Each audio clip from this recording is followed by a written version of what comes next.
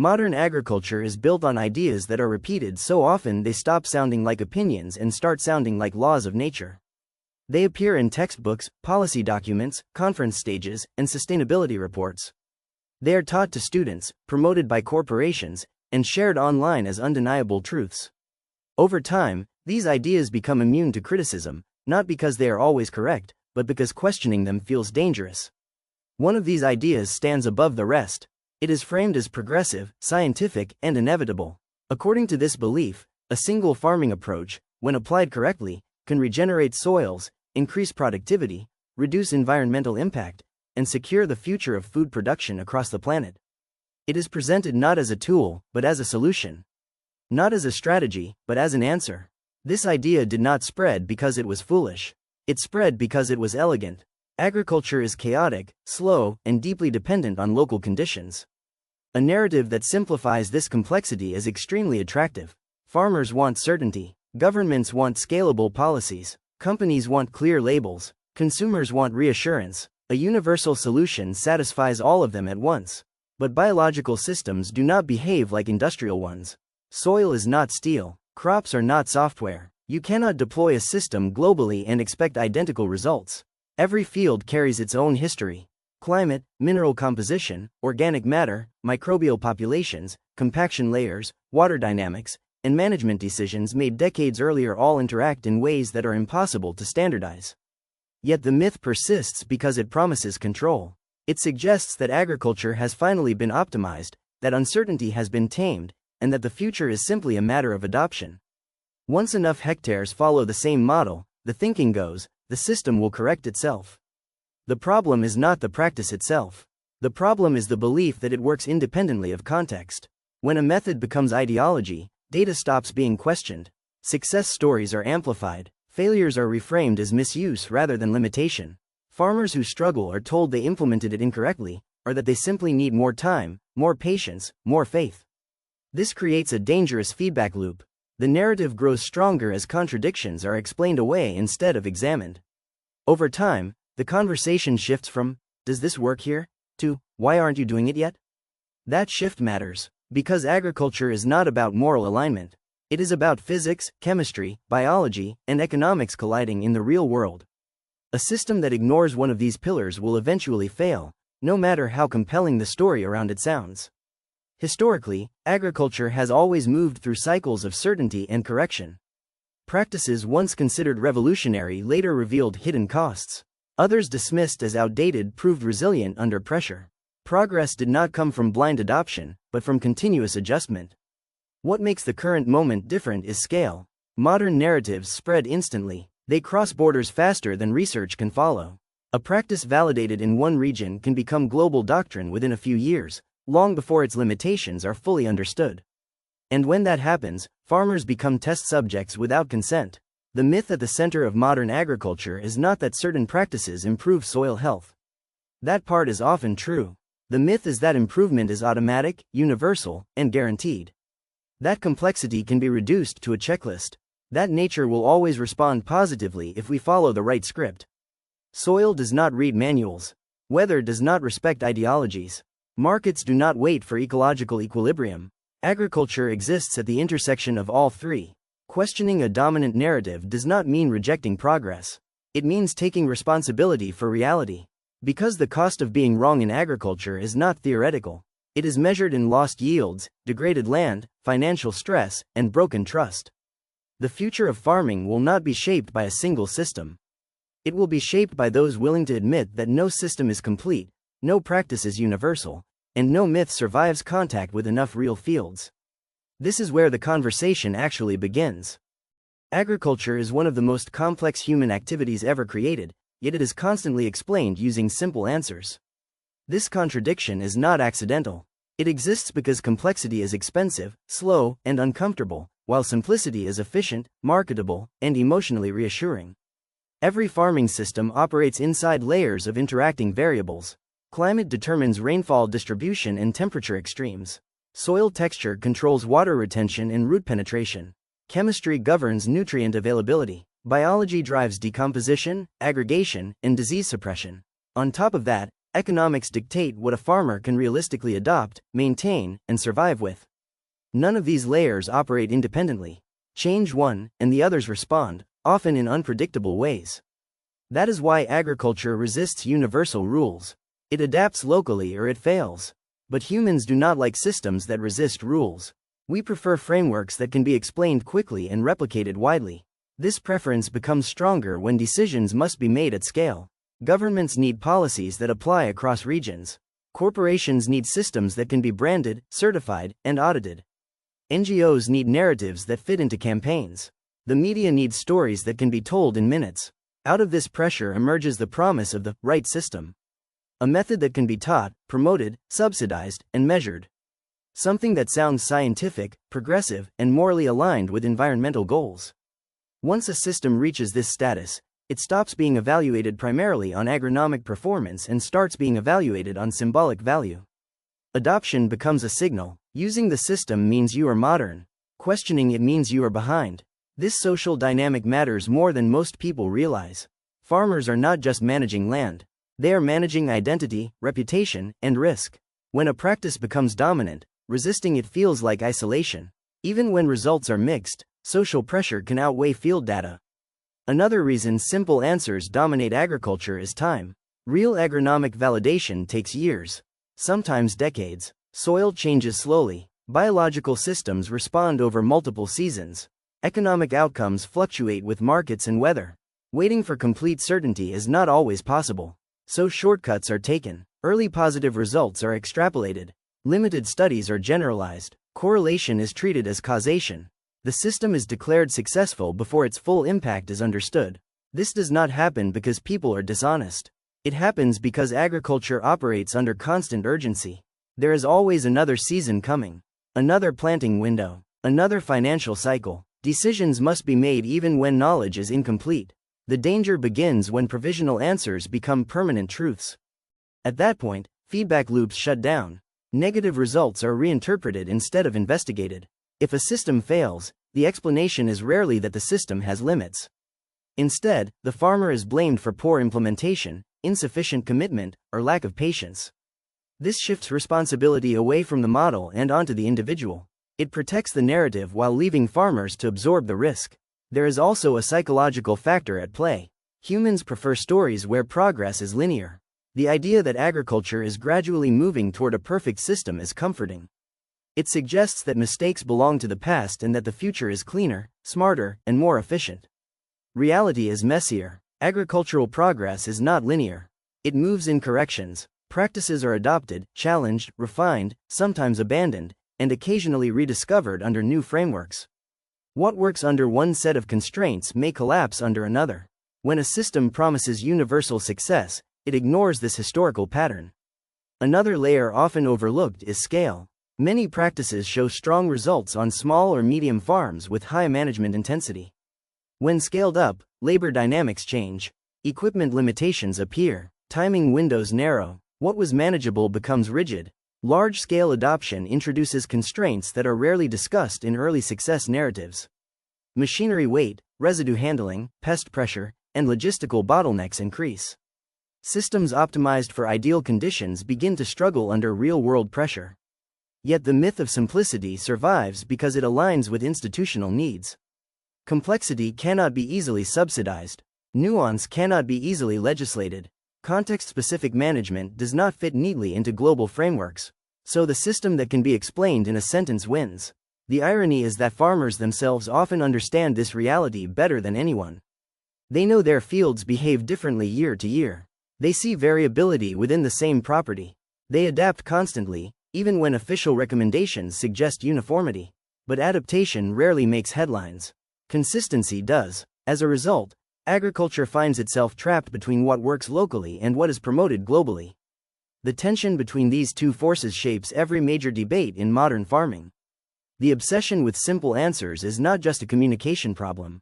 It is a structural one. It reflects how decisions are made, how success is measured, and how responsibility is distributed. Until agriculture learns to reward nuance instead of punishing it, myths will continue to outperform reality. Not because they are more accurate, but because they are easier to believe. And as long as simplicity is treated as strength, the cost of complexity will keep being paid in the field. One of the most effective shields a dominant agricultural narrative can use is data. Not fake data, not fabricated results. Real studies, real trials, real numbers. The problem rarely lies in whether the data exists. The problem lies in how it is interpreted, selected, and presented once it enters the public conversation. Modern agriculture is drowning in data. Long-term field trials, meta-analyses, satellite measurements, yield maps, soil carbon models, life cycle assessments. On paper, this should make farming more precise and less ideological. In practice, it often does the opposite. Data does not speak for itself. Humans speak for it, and humans have incentives. When a practice shows positive results under specific conditions, those results are often promoted as proof of universal effectiveness. The footnotes disappear, the limitations shrink, the context fades into the background. What remains is a headline-friendly conclusion that sounds definitive. This is how nuance dies. Take soil health metrics as an example. Increases in soil organic carbon are frequently presented as the ultimate validation of a system. And yes, soil carbon matters. It affects aggregation, water retention, nutrient cycling, and biological activity. But carbon accumulation is not uniform, linear, or permanent. Many studies showing carbon gains are conducted under conditions that favor accumulation. Moderate climates, high biomass inputs, diverse rotations, adequate fertility, skilled management. When these variables change, carbon dynamics change too. In hotter regions, organic matter decomposes faster. In drier areas, biomass production is limited. In poorly drained soils, anaerobic conditions alter microbial pathways. In systems under economic pressure, residue retention may not be feasible. Yet the data from favorable conditions is often extrapolated as proof that the system itself is responsible, rather than the environment supporting it. Another issue is time scale. Short-term improvements are common in agriculture. A change in management can produce visible benefits within a few seasons. Reduced disturbance may improve surface structure. Residue cover may reduce evaporation. Early yield stability can improve. But agriculture does not operate in snapshots. Systems that look promising after 3 or 5 years can behave very differently after 10 or 20. Pest populations adapt, weed communities shift, nutrient stratification increases. Compaction layers form below the surface. Long-term data exists showing these trade-offs, but it is far less convenient to promote. It complicates the story. It demands adaptive management instead of fixed rules. So it is often ignored. Meta-analyses are another powerful tool that can quietly mislead. By aggregating results from multiple studies, they aim to identify general trends. But aggregation does not eliminate variability. It averages it. When results from different climates, soil types, crops, and management intensities are combined, the outcome may describe nothing that actually exists in the real world. An average system that no farmer truly operates. Yet these average results are frequently cited as definitive proof. The variability around the mean is treated as noise rather than information. Farmers operating outside the average conditions are left wondering why their experience does not match the literature. This disconnect erodes trust. When farmers hear that a system works, but see mixed or negative results on their own land, the response is rarely academic curiosity. It is frustration, and that frustration is often dismissed as resistance to change rather than a valid signal. Another subtle distortion happens through proxy metrics. Because some outcomes are difficult to measure directly, substitutes are used. Reduced fuel use becomes a proxy for sustainability. Surface residue becomes a proxy for soil health. Reduced erosion becomes a proxy for long-term productivity. Proxies are useful, but they are not outcomes. Optimizing for proxies can produce systems that look good on paper while underperforming biologically or economically. For example, a system may reduce erosion significantly but increase reliance on herbicides. Or it may improve surface structure while limiting root depth. Or it may stabilize yields while increasing production costs.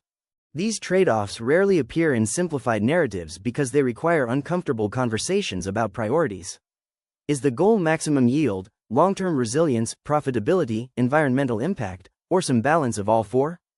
Different farmers will answer differently, but dominant narratives prefer singular goals. They need clarity. Ambiguity does not mobilize adoption. There is also the issue of survivorship bias. Farms that successfully adopt a promoted system are showcased. Those that fail quietly exit the conversation. They change practices, leave the system, or leave farming altogether. Their data is rarely collected. Their experience is rarely analyzed. The narrative becomes self-reinforcing, populated only by success stories. This creates a distorted picture of risk. New adopters see only the upside. The downside remains invisible until it is too late. None of this means agricultural research is flawed or useless. On the contrary, the problem is not science. It is storytelling. When data is used to support a predetermined conclusion rather than to explore uncertainty, it stops functioning as a tool for learning and becomes a weapon of persuasion. Good science asks conditional questions. Under what conditions does this work? For whom? At what cost? Over what time frame? With what trade-offs? Bad interpretation asks only one question. Does this support the narrative? The future of agriculture depends on restoring intellectual honesty to how data is used. That means accepting that mixed results are not failure. They are information. That variability is not weakness. It is reality. A system that truly respects data must be willing to admit limits. Not quietly, publicly, because when interpretation becomes lazy, farmers pay the price. Not with abstract disappointment, but with real soil, real money, and real seasons they cannot get back. And the soil, as always, does not care what the charts promised. One of the strangest turns in modern agriculture is how soil management became a moral issue. Practices are no longer discussed only in terms of performance, risk, or suitability. They are framed as good or bad, right or wrong, progressive or regressive. This shift quietly changed how decisions are made in the field. Soil does not respond to virtue. It responds to physics, chemistry, and biology. Yet many agricultural systems are now promoted with moral language. Words like regenerative, responsible, climate-friendly, and future-proof are used not just as descriptors, but as value judgments. Adopting certain practices signals alignment with the future. Questioning them signals resistance. This moral framing creates pressure that has nothing to do with agronomy. Farmers begin to feel that failure is not just technical, but personal. If a promoted system does not perform as expected, the issue is often framed as a lack of commitment or belief rather than a mismatch between system and environment. The soil becomes a test of character instead of a complex medium. This is dangerous because it suppresses honest feedback. When farmers feel judged, they stop sharing problems. They stop experimenting openly. They stop reporting negative outcomes. Instead, they quietly adapt or abandon practices without discussion. Valuable information disappears from the collective knowledge pool. Historically, agricultural innovation depended on failure being visible. Farmers compared notes. They admitted mistakes. They adjusted based on shared experience. When failure becomes shameful, learning slows down. Another consequence of moral framing is rigidity. Moral systems resist modification. If a practice is considered inherently good, changing it feels like compromise. Hybrid approaches are discouraged. Contextual adjustments are seen as dilution. But agriculture has never advanced through purity. It advanced through pragmatism. Every successful farming system in history was a patchwork. Techniques were combined, modified, abandoned, and reintroduced as conditions changed. Farmers borrowed what worked and discarded what didn't. There was no loyalty to systems, only to outcomes. Modern narratives often reverse this logic. Loyalty to the system becomes more important than results. Deviations are discouraged. Standardization is rewarded. This is especially evident in certification programs and policy incentives. To qualify, farms must meet predefined criteria. These criteria often prioritize visible practices over functional outcomes because practices are easier to audit than performance. Residue cover is easier to measure than root activity. Tillage absence is easier to verify than soil structure at depth. As a result, farmers may optimize for compliance rather than agronomic effectiveness. Over time, the system drifts away from its original goal. Instead of improving soil function, it improves appearance. Fields look healthy from the surface while hidden constraints develop below. Compaction layers form where machinery traffic is not addressed. Nutrient stratification intensifies because mixing is avoided. Biological activity concentrates near the surface while deeper layers remain inactive. These issues are not failures of individual farmers. They are predictable outcomes of rigid frameworks applied to variable systems. Another overlooked aspect is risk tolerance. Not all farms can afford experimentation. Large operations, highly leveraged farms, or those operating on thin margins often need stability more than innovation. Systems that require years to deliver promised benefits may be economically inaccessible. When moral narratives dominate, these realities are dismissed. Farmers who prioritize short-term survival are portrayed as short-sighted. But survival is not a philosophical flaw. It is a prerequisite. Soil improvement that bankrupts the farm is not sustainable. There is also a generational aspect. Younger farmers are often more open to new narratives, especially those framed as future-oriented. Older farmers may rely more on experiential knowledge. When these perspectives clash, moral framing deepens the divide. Instead of dialogue, there is judgment. Instead of adaptation, there is polarization. The irony is that soil itself thrives on diversity. Biological resilience comes from redundancy, variability, and interaction. Systems that encourage uniformity at the management level contradict the very principles they claim to support. A soil ecosystem does not function because one organism dominates. It functions because many coexist. Agriculture should mirror this logic. Removing morality from soil management does not mean removing responsibility. It means grounding decisions in evidence, context, and outcomes rather than symbolism. A practice that improves soil in one region may degrade it in another. Both statements can be true at the same time. Accepting this does not weaken agricultural progress. It strengthens it. The moment soil management became a moral project, agriculture lost some of its honesty. Recovering that honesty requires courage. It requires admitting that no practice deserves blind loyalty and no farmer deserves moral judgment for adapting to reality. Soil does not care what side you are on. It responds to what you do, repeatedly, over time, and it keeps perfect records. Agricultural systems do not fail in theory. They fail in contact with reality. The moment a practice leaves experimental plots and enters commercial farming, it collides with constraints that rarely appear in promotional narratives. These constraints are not philosophical. They are mechanical, economic, climatic, and human. Most farming systems are validated under controlled or semi-controlled conditions. Field trials are carefully managed. Equipment is optimized. Timing is precise. Inputs are consistent. Data collection is rigorous. These conditions are necessary for research, but they do not represent the operational chaos of real farms. On commercial fields, variability is the rule. Weather windows close unexpectedly. Machinery breaks. Labor is limited. Input prices fluctuate. Crops face simultaneous stresses rather than isolated ones. A system that performs well when everything aligns may struggle when even one variable shifts. One of the first constraints to appear is equipment. Many promoted systems assume access to specialized machinery. Seeders capable of handling heavy residue. Planters with precise depth control.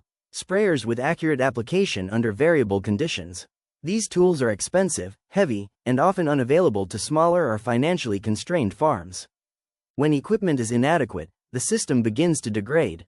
Poor seed placement reduces emergence. Residue interference increases variability. Pest pressure rises due to uneven stands. What looked efficient on paper becomes fragile in practice. Machinery weight introduces another layer of complexity. Modern equipment is larger and heavier than ever. Reduced soil disturbance does not automatically reduce compaction. In fact, without strategic intervention, compaction can worsen below the surface. Subsurface compaction restricts root growth, limits water infiltration, and reduces nutrient uptake. Because it is invisible, it often goes unnoticed until yields decline. By the time symptoms appear, remediation is difficult and costly. Another constraint is timing. Many systems depend on narrow operational windows. Planting into residue requires specific moisture conditions. Cover crop termination must align with planting schedules. Delays can cascade into yield losses. In regions with unpredictable weather, these windows may close frequently. Flexibility becomes more valuable than strict adherence to any system. Practices that require perfect timing penalize farmers operating under climatic volatility. Labor is another underestimated factor. High management systems demand attention, observation, and adjustment. Scouting becomes critical. Decision-making becomes more complex. The learning curve is steep. For farms with limited labor or aging operators, this complexity can be overwhelming. Mistakes compound quickly. Systems that rely on constant fine-tuning may outperform under ideal management but collapse under real-world constraints. Economic pressure amplifies all these issues. Many promoted systems promise long-term benefits while accepting short-term costs. Yield dips, increased input requirements, learning-related inefficiencies. These costs are often framed as investments. But not all farms can invest. Cash flow matters. Debt servicing matters. Land rents matter. A system that requires several years to stabilize may be viable for some and disastrous for others. This economic asymmetry is rarely acknowledged openly. Instead, adoption is framed as a matter of mindset rather than margin. Farmers who hesitate are portrayed as resistant rather than constrained. Another constraint emerges in pest and weed dynamics. Reduced disturbance alters ecological balances. Some pests decline, others thrive. Weed communities shift toward species that exploit new niches. Managing these shifts often requires chemical interventions. Increased reliance on herbicides contradicts environmental narratives but reflects practical necessity. Resistance development accelerates. Control costs rise. Ignoring these realities does not make them disappear. It simply pushes them onto farmers, who must solve them quietly while maintaining the appearance of compliance. Crop rotation diversity is often presented as a solution, but rotations themselves are constrained by markets, infrastructure, and climate. Not all regions can support diverse rotations economically. Processing facilities, storage capacity, and buyer demand shape what is possible. A theoretically ideal rotation may be logistically impossible. When rotations are simplified out of necessity, system performance changes. Risks increase. Another real-world constraint is knowledge transfer.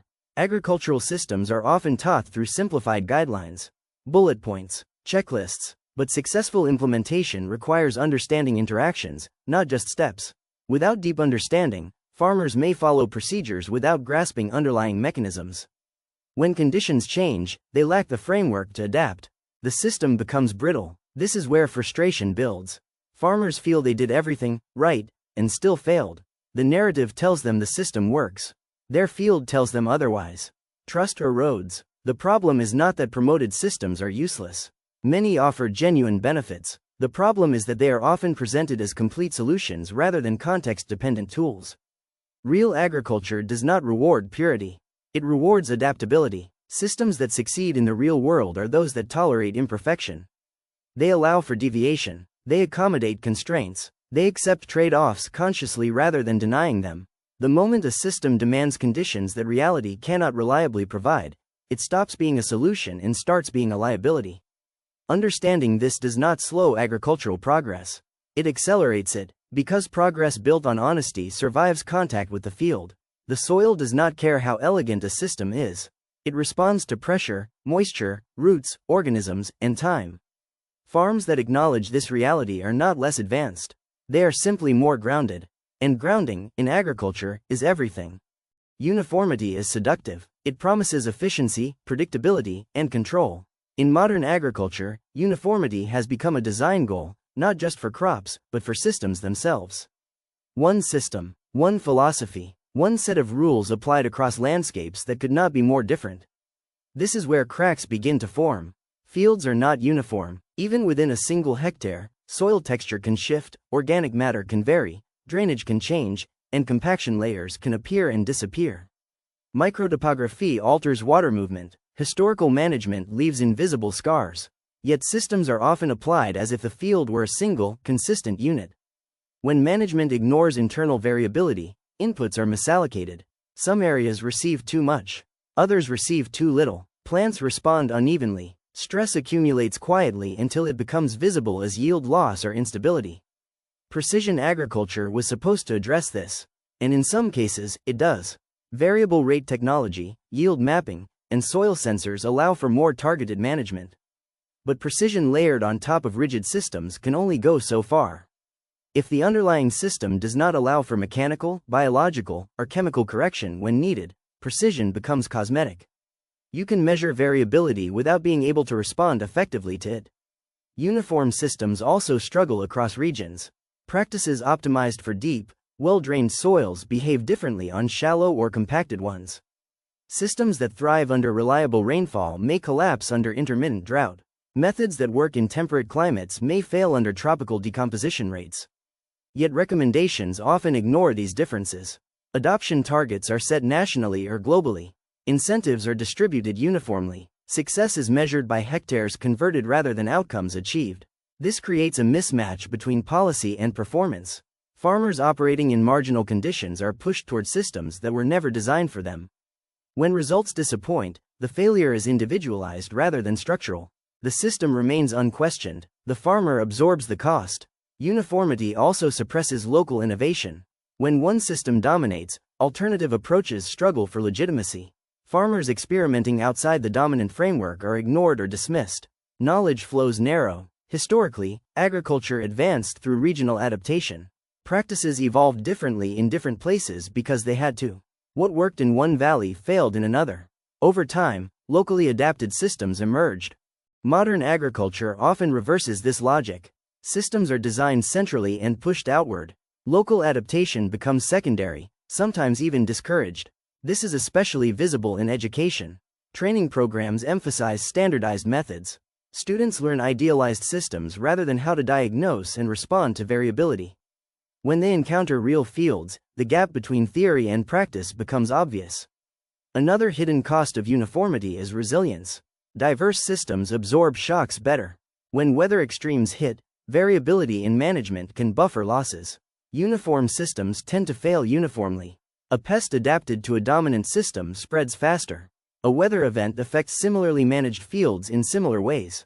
Risk becomes synchronized. This is not theoretical. Agricultural history is full of examples where uniformity amplified disaster. Monocultures collapsed under disease. Standardized practices failed under unexpected conditions. Recovery required diversification, not refinement of the same system. Uniform narratives also simplify success metrics. If adoption is the goal, hectares matter more than outcomes. But hectares do not feed people.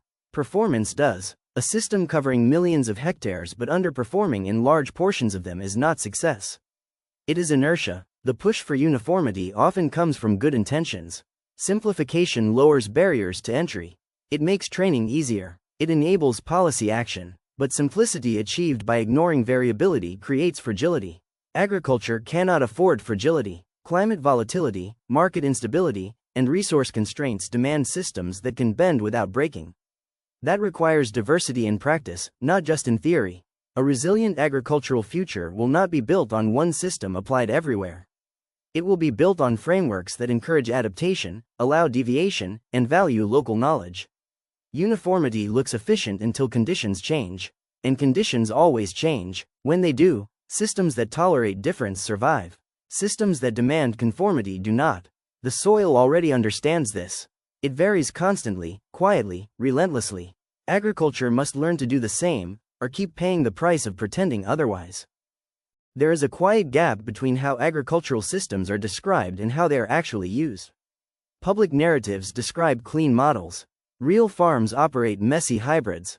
This gap is where most of the real intelligence in agriculture lies, and almost none of the official conversation acknowledges it. Farmers adapt constantly, not once, not occasionally, every season, sometimes every week. They adjust depth, timing, inputs, residue handling, traffic patterns, rotations, and chemistry based on conditions that no manual can fully anticipate. These adaptations are not signs of failure. They are signs of competence.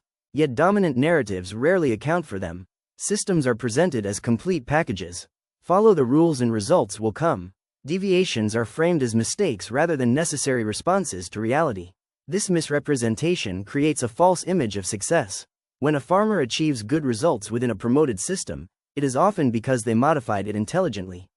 They changed elements that did not fit their soil, climate, or economics. They blended practices. They ignored parts of the prescription. But when these farmers are showcased, their adaptations are erased.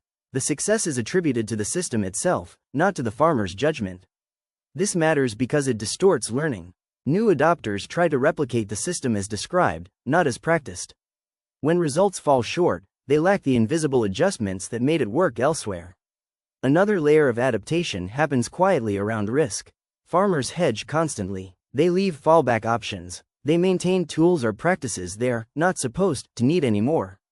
They keep equipment that official narratives say is obsolete, just in case. These redundancies are rarely discussed, but they are critical. They allow farmers to respond when conditions break the assumptions of the system. Without them, rigidity becomes dangerous. Narratives often celebrate elimination. No tillage, no disturbance, no fallback, but removal without replacement increases vulnerability. Agriculture thrives on optionality. Chemical management is another area where adaptation is hidden.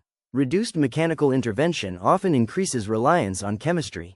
Farmers adjust rates, timing, and combinations pragmatically, even when public narratives downplay this reality. This creates a split between what is said and what is done. Farmers are portrayed as operating clean, minimal input systems, while privately managing complex chemical strategies to keep crops viable. Ignoring this reality does not make it unethical. It makes it dishonest. There is also adaptation driven by labor. Systems described as efficient often require more observation and decision-making, not less. Farmers compensate by simplifying where they can. They adjust expectations. They accept trade-offs. None of this fits into promotional frameworks. But it is how farms survive. Local knowledge plays a central role here. Farmers know which fields flood first, which slopes dry faster, which soil patches respond poorly to certain practices. This knowledge cannot be standardized, but it is more valuable than any generalized recommendation. When narratives ignore this, they elevate abstract systems above lived experience. Authority shifts from observation to prescription. That shift is subtle but dangerous. It discourages farmers from trusting their own data. When experience conflicts with doctrine, doctrine often wins. Over time, this erodes autonomy. Farmers become implementers rather than decision makers. Adaptation becomes quiet and defensive rather than open and collaborative.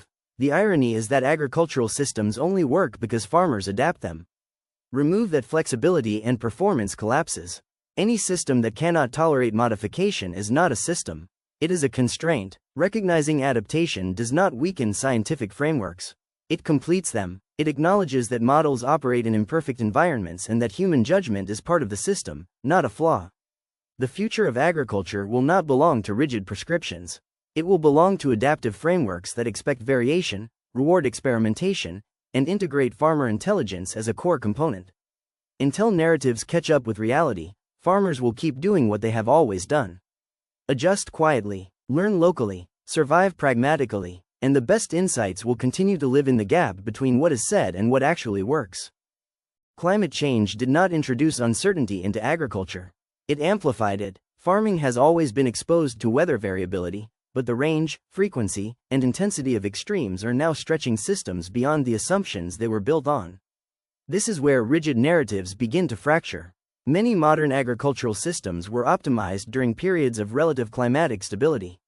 Rainfall patterns were predictable enough. Seasons followed recognizable rhythms. Extreme events existed, but they were exceptions rather than constants. Under those conditions, optimization made sense. Climate volatility changes the rules. Longer droughts followed by intense rainfall events challenge soil structure in contradictory ways. Excess residue may protect against erosion but delay warming and planting. Reduced disturbance may preserve moisture one year and trap excess water the next. What is beneficial under one extreme becomes a liability under another. This is where the illusion of stability becomes dangerous. Systems designed for average conditions struggle when averages stop being relevant. Climate models show increasing variability rather than simple warming. That means agriculture must manage wider swings, not just gradual trends. Systems that rely on narrow operational windows or precise timing become fragile. Flexibility becomes more valuable than optimization. Yet many dominant narratives still assume stability. They promise consistent outcomes from consistent practices. They frame resilience as an automatic byproduct of adoption rather than an emergent property of adaptation. Resilience is not static, it is dynamic. It depends on the ability to respond, not just to endure. One of the most overlooked aspects of climate pressure is timing uncertainty. Planting windows shift unpredictably, harvests are interrupted, cover crop establishment becomes inconsistent. Systems that depend on tight sequences begin to unravel. Farmers respond by improvising. They terminate covers earlier or later than recommended. They adjust seeding rates. They compromise ideals to protect viability. These decisions are rarely acknowledged in official frameworks. Another climate-related pressure is water management. In some regions, intense rainfall increases runoff and erosion risk. In others, prolonged dry periods reduce biomass production. Systems that depend on high residue levels may struggle when biomass is insufficient. Climate does not respect prescriptions. Pest and disease dynamics also shift under climate stress. Warmer winters allow survival of populations previously controlled by cold. Extended seasons enable additional generations. Systems optimized for historical pest pressure may suddenly face new challenges. Adaptive capacity matters more than adherence. Soil biology itself responds to climate in nonlinear ways. Microbial activity accelerates with warmth but collapses under drought. Carbon cycling changes. Nutrient availability fluctuates. Models built on stable assumptions become unreliable. This does not mean soil-focused systems are irrelevant. It means they must be treated as flexible strategies rather than fixed solutions. Climate resilience does not come from doing one thing perfectly. It comes from having options. Options to adjust timing. Options to intervene mechanically if needed. Options to change rotations. Options to reintroduce practices once considered obsolete. Narratives that frame any intervention as regression weaken resilience. They remove tools from the toolbox at the exact moment they are needed most. Another illusion exposed by climate pressure is permanence. Soil improvements are often presented as cumulative and lasting. In reality, many gains are reversible. A few extreme seasons can undo years of gradual improvement. This does not make the effort worthless. It makes maintenance essential. Systems that assume linear progress underestimate the cost of holding gains under stress. Climate volatility increases that cost. Long-term resilience requires humility. It requires accepting that no system reaches a final state. There is no endpoint where adaptation stops. Climate change turns agriculture into a continuous experiment. Systems must be evaluated not only on performance under ideal conditions, but on how they fail under stress. How quickly can they recover? How much damage do they absorb? How many options remain when assumptions break? These questions matter more than ideology. The future of agriculture will not be shaped by the system that performs best in presentations. It will be shaped by the systems that remain functional when conditions stop cooperating. Stability is no longer a baseline.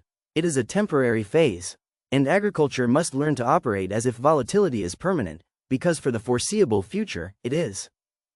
No agricultural system becomes dominant on agronomy alone. If performance were the only filter, farming would look very different today. What actually determines which ideas spread is a combination of economics, institutional power, and narrative convenience. This is where the myth stops being innocent. Every system has beneficiaries, not just farmers, but manufacturers, input suppliers, certifiers, consultants, policymakers, and financial actors. When a system aligns with their incentives, it accelerates. When it threatens them, it stalls, regardless of agronomic merit. Dominant agricultural narratives tend to favor actors who benefit from standardization. Standardized systems are easier to finance, insure, certify, and regulate. They reduce uncertainty for institutions, even if they increase it for farmers. Banks prefer predictable models. Certification bodies prefer clear checklists. Governments prefer measurable adoption targets. Corporations prefer scalable frameworks they can package and sell. Context-specific agriculture does not fit this machinery. It is harder to audit, harder to insure, harder to market, so it is sidelined. This creates a structural bias towards systems that look coherent at scale, even if they are fragile locally. Economics also shape which risks are visible. When a promoted system fails, the financial loss is absorbed by the farmer. When it succeeds, the narrative credit is shared widely. This asymmetry encourages overpromotion and under-accountability. There is no refund for a lost season. Subsidies play a critical role here. Incentives tied to specific practices push adoption regardless of suitability. Once money enters the system, questioning the practice becomes politically difficult. Programs need success stories to justify continuation. So success is defined narrowly. Adoption rates matter more than outcomes. Problems are reframed as transitional issues rather than structural flaws. Farmers quickly learn the rules of this game. They comply publicly and adapt privately. They do what is required to qualify while quietly managing risk on their own terms. This is not deceit, it is survival. Corporate influence further amplifies the myth. Systems that increase dependence on specific inputs or technologies attract investment. Marketing budgets amplify positive narratives. Research funding flows toward questions that align with commercial interests. This does not mean results are fabricated. It means attention is selective. Alternative approaches that reduce dependency or resist standardization struggle for visibility. They lack sponsors. They lack institutional champions. They remain local, informal, and underdocumented. Power also shapes language. Terms like modern, advanced, and future-oriented are applied selectively. Practices aligned with dominant systems are framed as innovation. Others are framed as nostalgia, even when they are evidence-based. This framing influences younger farmers disproportionately. Education systems often reinforce dominant narratives, not because they are wrong, but because they are easier to teach and assess. Graduates enter farming with a strong theoretical framework and limited exposure to variability. When reality diverges, the gap is blamed on execution rather than assumptions. Another economic layer is risk transfer. Promoted systems often externalize risk downward. Farmers carry agronomic and financial risk, while institutions carry reputational upside. When narratives fail, they evolve. Language shifts. Goals are redefined. The system is not abandoned. It is rebranded. This adaptability protects institutions, not fields.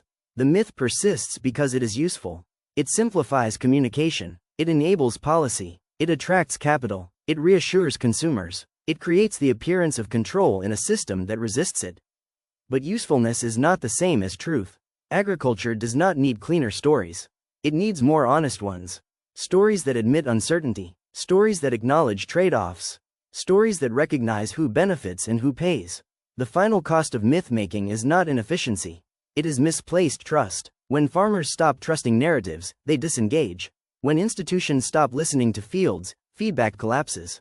At that point, systems become brittle not because they are agronomically flawed, but because they are socially disconnected from reality.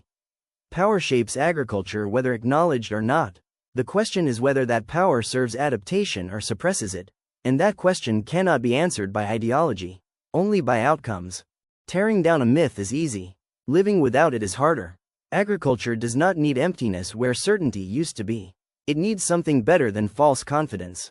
What replaces the myth is not another system. It is a different way of thinking about systems altogether. The future of agriculture will not be built on universal answers. It will be built on conditional frameworks. Not, this works, but, this works when. Not prescriptions, but decision-making structures that help farmers evaluate trade-offs in their specific context. This shift sounds subtle, but it changes everything. Instead of asking farmers to adopt a predefined model, agriculture must equip them to diagnose their own conditions. Climate patterns, soil constraints, economic margins, labor availability, and risk tolerance must be treated as primary variables, not background noise. In this framework, practices are tools, not identities. No-till, strip-till, cover crops, mechanical intervention, biological inputs, chemical controls, precision technology. None of these are good or bad by default. They are options with costs, benefits, and failure modes. Mature agriculture does not ask whether a tool aligns with a narrative. It asks whether it solves a problem without creating a bigger one elsewhere. This requires abandoning purity. Hybrid systems will dominate, not because they are ideologically satisfying, but because they are resilient. Farmers will combine practices that would look contradictory in simplified frameworks. They already do. The difference is whether this reality is acknowledged, supported, and studied, or whether it continues to exist in silence. Research must evolve alongside this shift. Instead of searching for universal best practices, it must focus on boundaries. Where does a practice stop working? Under what conditions does it reverse benefits? What combinations create synergy rather than conflict? Failure must be treated as data, not embarrassment. Education must follow. Students should learn how to think agronomically, not just how to implement systems. Diagnosis should matter more than doctrine. Curiosity should be rewarded over compliance. A farmer who understands why something works can adapt when it stops working. A farmer who only knows what to do cannot. Policy must change as well. Incentives tied to specific practices should give way to incentives tied to outcomes and resilience. Soil function, yield stability, economic viability, and environmental impact should be measured holistically, even if that measurement is harder. Harder does not mean impossible. It means honest. Markets also have a role. Consumers are increasingly part of the agricultural conversation, whether they understand it or not. Simplified narratives are often built to reassure them, but reassurance built on myths eventually collapses. A more honest conversation about food production would not weaken trust. It would mature it. Trust does not come from pretending complexity does not exist. It comes from demonstrating competence in managing it. None of this means abandoning progress. It means redefining it. Progress is not convergence toward one system. It is expansion of adaptive capacity. The farms that will survive the next decades will not be those that followed the right model early. They will be the ones that stayed flexible, questioned assumptions, and kept tools available even when narratives told them not to. Agriculture has always been an applied science, not a belief system. When it forgets that, myths flourish. When it remembers, resilience follows. The soil does not reward loyalty. It rewards attention. The weather does not respond to ideology. It responds to physics. Markets do not care about narratives. They care about output. The farmer stands at the intersection of all three. Replacing the myth means returning agency to that position. It means trusting farmers not as adopters, but as decision makers. It means building systems that expect change rather than deny it. There will never be a final system. There will never be a permanent solution. There will only be management under uncertainty. That is not a failure of agriculture. It is its defining condition. The moment we stop chasing certainty and start designing for adaptability is the moment modern agriculture actually grows up. And that future will not be clean, simple, or uniform. It will be resilient.